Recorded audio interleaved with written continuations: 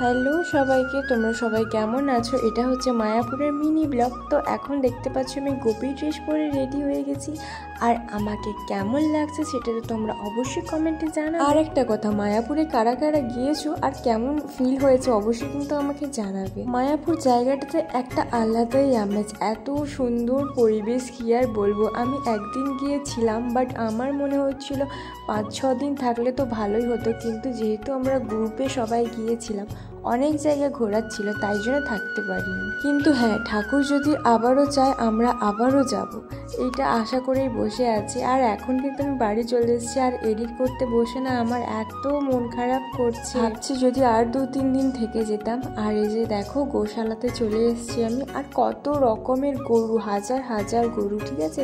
এক একটা গরুর শিংগুলো দেখে তোমার ভয় লেগে যাবে। সব থেকে বড় মন্দির হচ্ছে মায়াপুরের ইস্কনের মন্দির।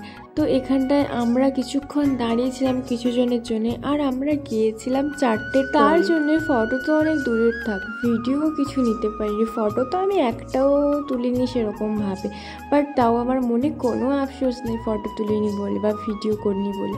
গিয়ে যে ফিলটা পেয়েছি ওটাই অনেক। আর সব জায়গায় ভিডিও ফটো তুললে আমরা এনজয় করতে পারি না, হয়তো তোমরা দেখে এনজয় করতে পারো, বাট আমরা কিন্তু একদমই পারি না। আর হ্যাঁ, যারা রিসেন্টলি মায়াপুর যেতে চাও তাদেরকে আমি বলতে চাই, মায়াপুরের মন্দিরের ভেতরে কিন্তু ফোন অ্যালাউ নেই।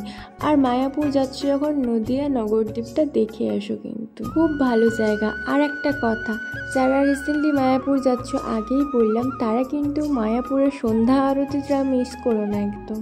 ওই সময় ভক্তের মাঝখানে কিন্তু আলাদাই আমেজ আছে। ভগবান শ্রীকৃষ্ণ আর রাধারানীকে দেখলে কিন্তু মনটা পুরোই জুড়িয়ে যাবে।